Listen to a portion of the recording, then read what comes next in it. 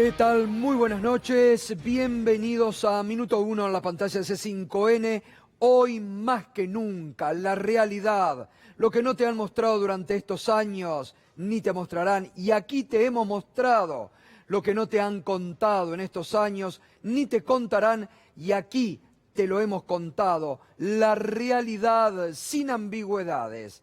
Y hay mucho para seguir contando.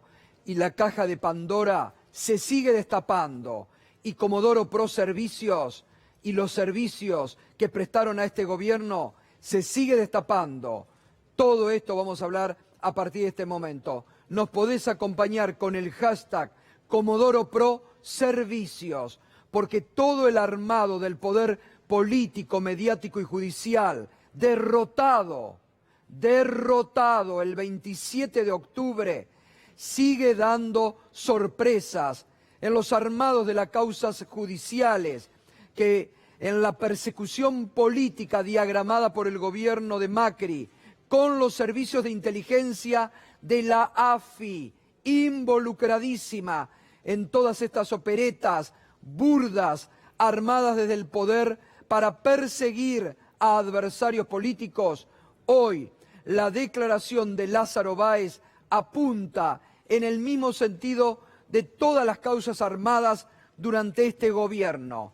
Sigue saliendo a la luz, bochornoso, el papel que jugaban jueces, fiscales, periodistas, una vez más periodistas, si pueden llamarse periodistas, que colaboraban, que presionaban. ¿Cuántas veces te pido por favor?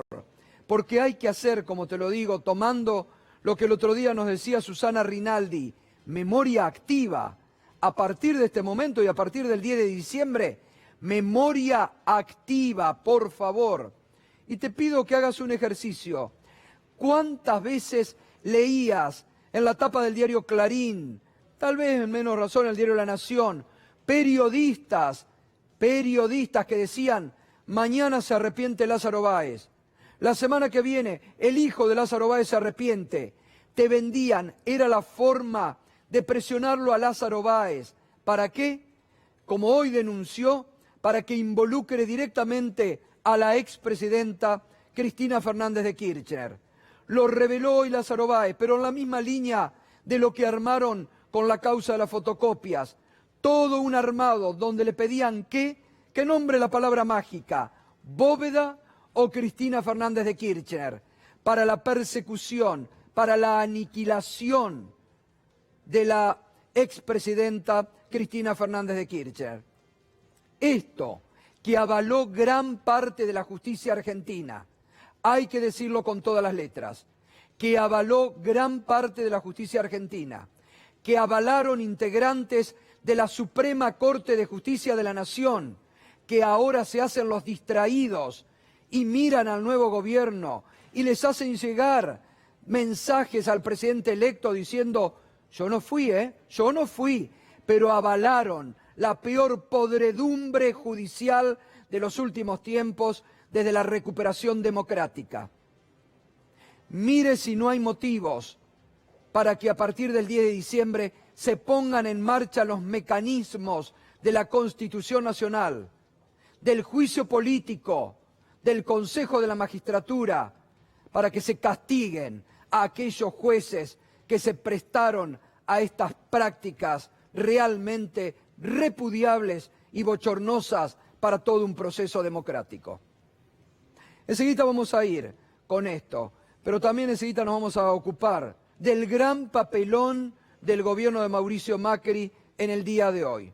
Publica Macri hoy en el boletín oficial una resolución del secretario de Salud Rubinstein con un protocolo sobre abortos que a la tarde el propio gobierno que lo publicó lo anuló.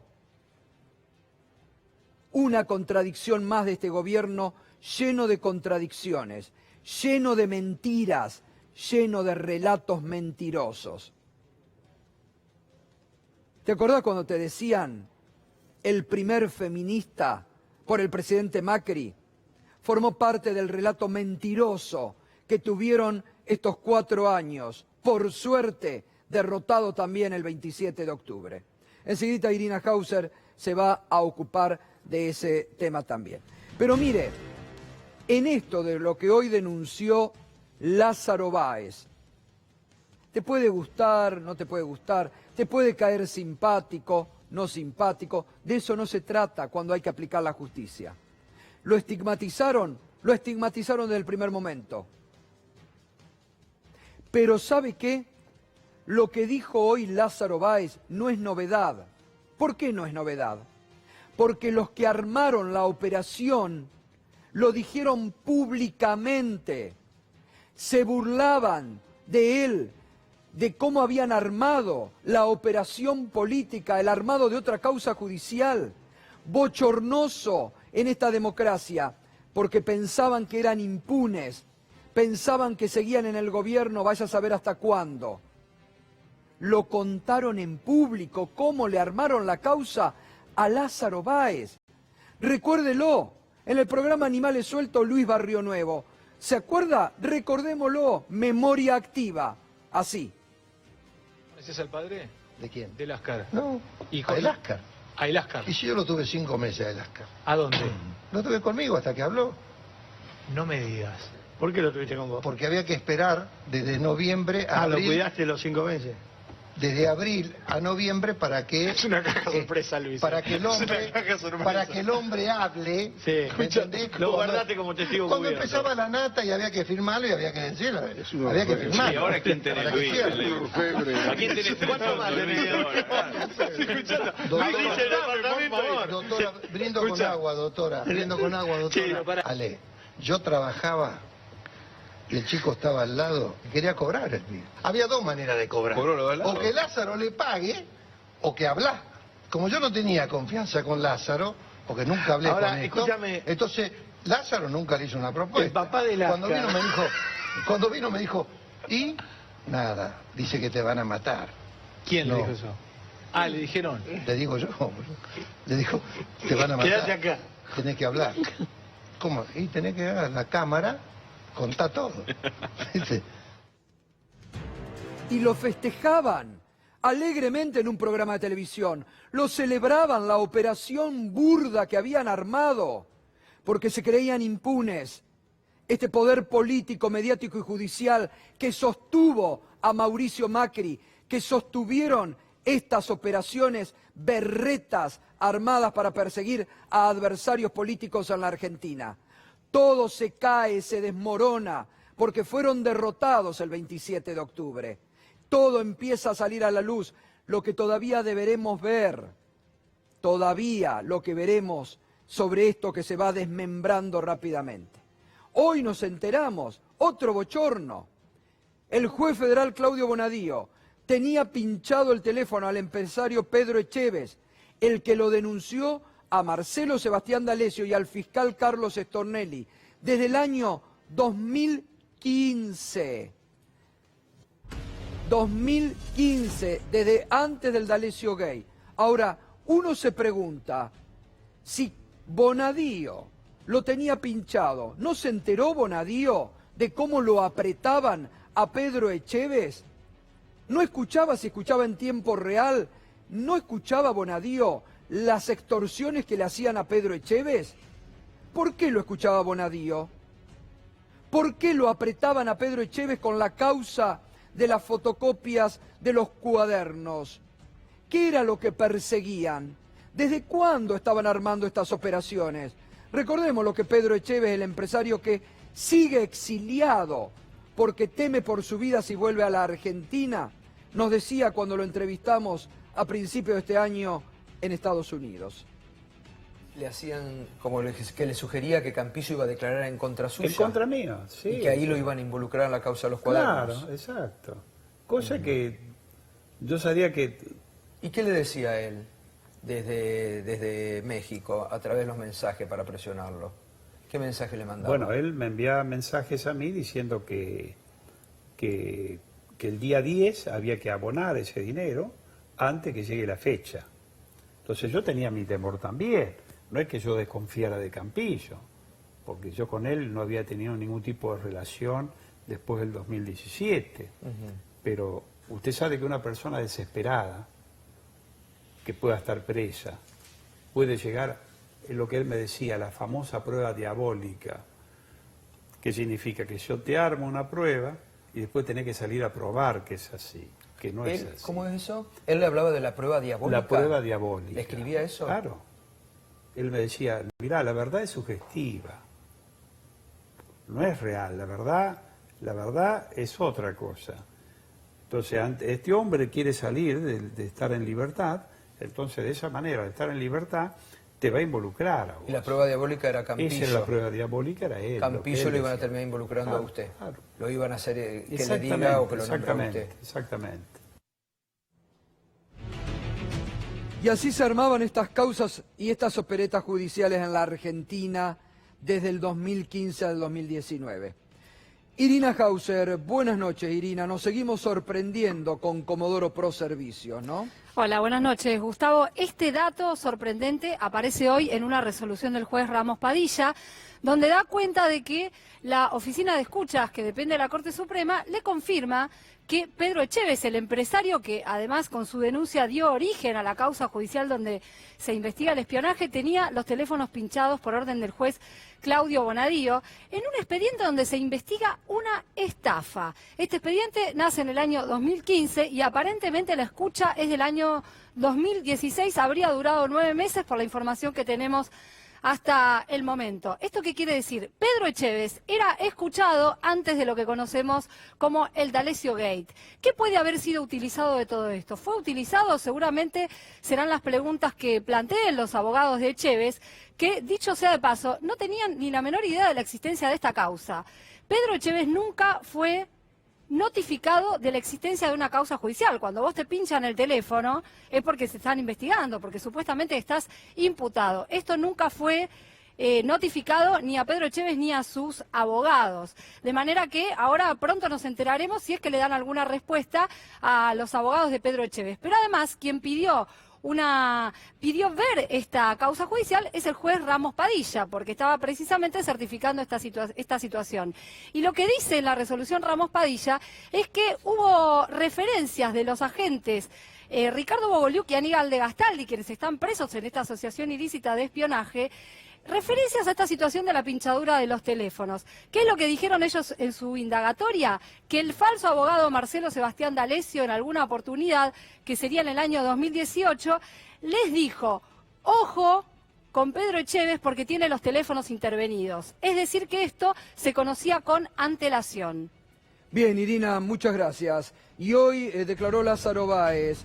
Juana Morín, centralmente, ¿qué es lo que apunta y qué es lo que denuncia Lázaro Báez en su declaración de hoy? ¿Qué tal, Gato? Buenas ¿Cómo noches. estás? Buenas noches. Así es, la verdad es que Lázaro Báez declaró y dejó mucha tela para cortar por sobre todas las cosas por las denuncias de extorsión contra el gobierno. Se suma un nuevo caso que dice que agentes de inteligencia, que abogados vinculados a los servicios de inteligencia los apretaron para obtener la famosa palabra dorada, la famosa palabra del millón, que era básicamente Cristina Fernández de Kirchner. ¿Qué es lo que dijo Lázaro Báez? Básicamente que una abogada de nombre Claudia Balbín, ahora te voy a contar un poco quién es, le dijo que si él se arrepentía durante una visita a un centro oftalmológico, él estaba en la cárcel y fue un centro oftalmológico, si se arrepentía iba a recuperar la empresa, iba a recuperar la libertad, iba a volver a tener la vida que tenía antes de ir a prisión. Lo cierto es que Claudia Balbín resultó ser la madre de Santiago Viola, uno de los abogados de los hijos de Lázaro Báez, que fue procesado hace no mucho tiempo por estar vinculado a la famosa operación de Casanelo estuvo en Olivos, ¿te acordás? Con lo cual empieza a cerrar un poco todo este vínculo. Insisto, en paralelo a este expediente por el lavado de activos, me parece que va a haber una nueva causa por extorsión, porque acá hay bastantes vínculos con el gobierno nacional, e incluso denunció que un periodista le llevó un manuscrito donde le redactaban las condiciones del arrepentimiento y le ofrecían juntarse con Germán Garabano, algo que ya vimos que se llevó a cabo, por ejemplo, en el caso Fariña. Así lo denunciaba hoy Lázaro Báez.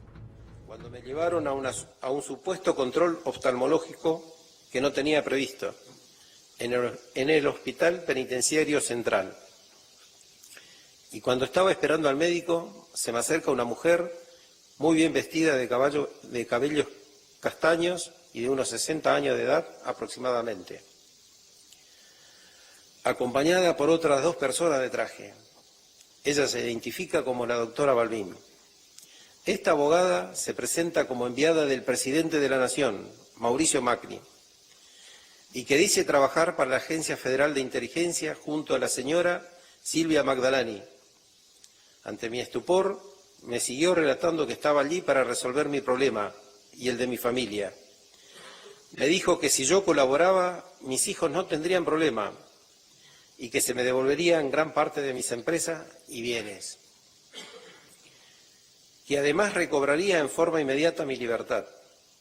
A cambio de esto, yo solamente tenía que convertirme en un arrepentido y decir que yo era el testaferro de la familia Kirchner, de todo que todo le pertenecía a la expresidenta y que con ello me excarcelarían rápidamente.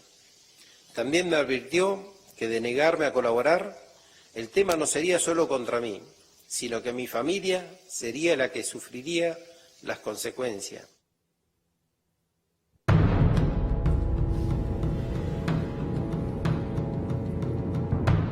Y explota Cambiemos. Están muy agrietados, aunque el periodismo oficialista milite que Macri va a ser el líder de Cambiemos. Lo que sí ya se sabe es que cada vez hay más distancia. Y hoy, una nueva grieta en los derrotados de Cambiemos. El secretario de Salud, Rubinstein, que pertenece a la Unión Cívica Radical, quiere, digamos, hay un sector del gobierno que quiere que lo echen en los últimos días del gobierno para haber firmado el protocolo hoy sobre aborto. ¿Cómo? Ahora Irina enseguida va a comentar de qué se trata. Pero fíjese hoy cómo se fueron sucediendo los hechos. Celebraba el secretario Rubinstein a través de su red social Twitter que había salido esta norma. La Secretaría de Gobierno de Salud aprobó el Protocolo Nacional para la Atención Integral de las Personas con Derecho a ILE. Un gran paso para seguir avanzando en la consolidación de derechos y en la protección de la salud pública con equidad. Y pone la resolución publicada en el boletín oficial del día de la fecha.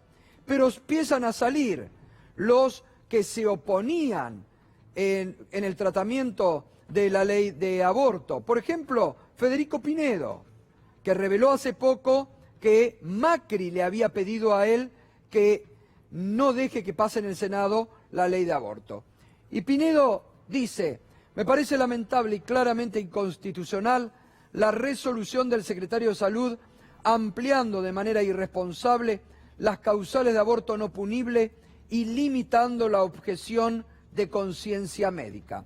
Tras esto, Macri anuló, y dice además, el secretario de Salud de la Nación no puede pasar por encima de un debate de 6 meses del Congreso Nacional, legislar por sí mismo, contradiciendo normas de rango constitucional. Lo peor es que esto no es que el secretario de Salud lo saca, o Macri no leyó lo que el secretario de Salud le envió, o es una gran contradicción dentro de las contradicciones que ha tenido este gobierno. Porque a la tarde Macri anuló la resolución que había sacado por la mañana. El gran papelón, la gran contradicción. Y después nuevamente Federico Pinedo, convertido en el cruzado de los contraabortos. Gracias, presidente Macri, ordenó anular el nuevo protocolo para la ILE. Pero esto ahora agranda la grieta en Cambiemos, porque los radicales han salido a respaldar al secretario Rubinstein. Ernesto Sanz: mi solidaridad, apoyo y afecto a Rubinstein, ok, un funcionario ejemplar, un lujo de la salud pública. Como tantos radicales a lo largo y ancho del país, nos sentimos orgullosos de su gestión. Irina Hauser, ¿qué es lo que pasó? Contanos. Primero, aclaremos que lo que sale publicado hoy a la mañana en el boletín oficial, que es una resolución de la Secretaría de Salud, es el protocolo para abortos no punibles. ¿Qué quiere decir esto? Que se refiere a los abortos que están contemplados en el Código Penal, es decir, aquellos para los casos de violación o en los que esté en riesgo la salud de la mujer. Esta primera aclaración es fundamental porque esto está previsto dentro de la legislación, no es un invento ni es una legalización del aborto. Es un protocolo que actualiza protocolos anteriores. Hubo uno en el año 2007, hubo otro en el año 2010, hubo otro en el año 2015. Este protocolo lo que hace es actualizarlo de acuerdo a los términos del Código Civil que hoy está vigente. Regulariza algunas prácticas, las reglamenta y además establece pasos específicos para los casos de las niñas de entre 13 y 16 años. Y fundamentalmente lo que explicita este protocolo que fue publicado hoy a la mañana, es que en los casos en que una mujer pida, alegando cualquiera de estas situaciones, la violación o el peligro en la salud, que pida una interrupción voluntaria del embarazo, no se puede judicializar la situación. Lo que hay que hacer es firmar un consentimiento y una declaración jurada. En el caso de las niñas de entre 13 y 16 años, también lo harán cuando sean menores de 13 años. Lo que está previsto es que estén acompañadas de sus progenitores en esta decisión.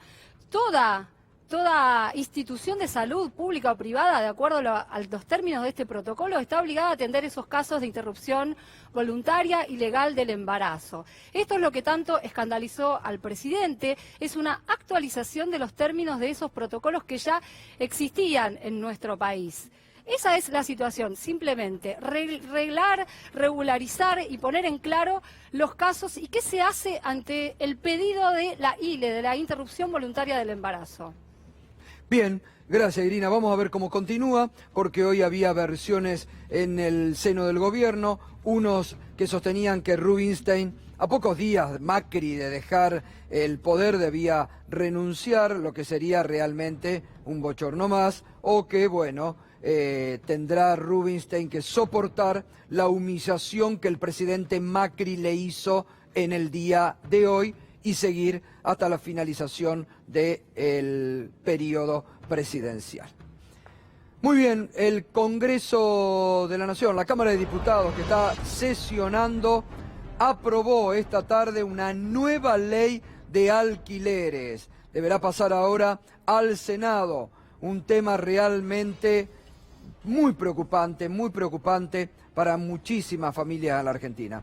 Fernando, buenas noches. ¿Qué tal, Gustavo? Buenas noches. Vos sabés que es muy interesante este proyecto de ley, lleva varios años negociándose en el Congreso, parece que se encontró alguna fórmula que deja conformes a los inquilinos y también a los propietarios. Es un mercado muy difícil porque si vos regulás mucho a favor de los inquilinos, los propietarios te retiran las propiedades de la oferta. Si regulás mucho a favor de los propietarios, los inquilinos no tienen acceso a la vivienda. Por eso es un mercado que funciona con un equilibrio muy delgado. Y tenemos algunas de las características de este proyecto de ley que ya tiene media sanción, que como vos decías tiene que pasar ahora al Senado. Algunos puntos destacables de la ley que en principio parece ser, según la coincidencia de muchos actores, es un buen proyecto. Tema actualización del alquiler. Va a ser por un mix de inflación del IPC, INDEC y el incremento salarial que mide el Ministerio de Trabajo a través del RIPTE. 50% de un índice, 50% del otro, equilibrio entre inflación y aumento salarial. Contrato mínimo a 3 años, hay que recordar actualmente es a 2. Expensas ordinarias a cargo del inquilino, extraordinarias a cargo del propietario. Esto ya funciona muchas veces, pero hay como siempre una zona gris. Ahora se reglamenta claramente cuáles son las expensas que están a cargo del inquilino. Depósito, un mes de alquiler que se actualiza en función del alquiler. Hoy vos depositas una garantía de 2 meses en general, y cuando termina el contrato te devuelven esa garantía sin actualización. La proyecto de ley lo que dice es, depositas una garantía de 1 mes y se actualiza de la misma manera que se actualizan los alquileres. Y comisión, 50% a cargo del inquilino, 50% a cargo del propietario. Esto parece ser una fórmula que deja conforme también a las inmobiliarias, porque en un principio querían que solo pague el inquilino, que solo pague el propietario. Parece que también ahí lograron un punto de acuerdo. Esto es uno de los temas claves también, la garantía. El proyecto incorpora 4 formas de garantía: aval bancario, seguro de caución, garantía de fianza y garantía personal del inquilino. El inquilino va a poder ofrecer 2 de estas garantías al propietario y el propietario tiene la obligación de aceptar una de ellas. Es decir, el inquilino puede ofrecer una garantía personal y un aval bancario y el propietario dice: elijo la garantía, elijo el aval. El inquilino hace una oferta de 2. El propietario tiene la obligación de aceptar una de las garantías que ofrece el inquilino. Muy bien, gracias Fernando. Es un tema que vamos a continuar, ahora pasa a la Cámara de Senadores, pero es un tema vital para miles y miles de argentinos que sufren realmente no haber tenido una ley que clarifique el tema de los alquileres. Enseguida también vamos a ir al Congreso de la Nación, a la Cámara de Diputados, que está sesionando porque está en este momento tratando el proyecto de ley de góndolas, que es vital para el plan contra el hambre que va a poner en marcha el presidente electo Alberto Fernández a partir del próximo 10 de diciembre. Enseguida están hablando de este tema, vamos a ver, vamos a escuchar un poquito. Ponga los precios máximos y siendo el Estado el que garantice que en este país tengamos salarios y productos de acuerdo a lo que realmente necesitamos y que además tenemos los productos y tenemos los productores que son los trabajadores, nada más. Bueno, enseguida va a estar la votación y vamos a estar hablando con la autora de este proyecto de ley de góndolas, que para el consumidor, para el que va al supermercado, va a ser realmente beneficioso porque obliga a que en una igual proporción las grandes cadenas de alimentos ofrezcan sus servicios, pero también los más chicos, que a veces son relegados en la góndola, que tienen un precio mejor, pero que las grandes empresas no los dejan competir. Enseguida vamos a ir al Congreso de la Nación.